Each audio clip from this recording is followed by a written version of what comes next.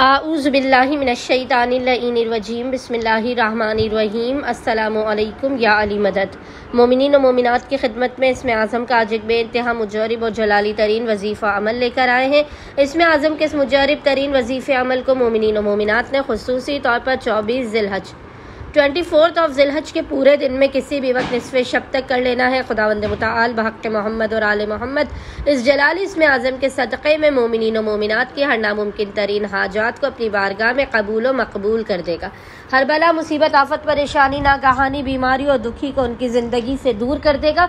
हर बंद दरवाजे को खोल देगा और रिस्क में बेपना बरकत और वसात अता कर देगा। बस मोमिनीन ने करना यह है कि 24 ज़िलहज 24 ज़िलहज के पूरे दिन में निस्फ़े शब तक जब भी आपको फुर्सत के लम्हात मिले आपने बावुज़ू होना है और बावुज़ू होने के बाद आपने किबला रुख बैठकर मोहम्मद और आले मोहम्मद पर अव्वल और आखिर 3 मरतबा 3 टाइम्स दुरूद भेजने के दरमियान में एक तस्बीह 100 टाइम्स 100 मरतबा इस जलाली जिक्र की तिलावत करनी है। और वो जिक्र है या अल्लाह या अरहमर राहिमीन, या अल्लाह या अरहमर राहिमीन।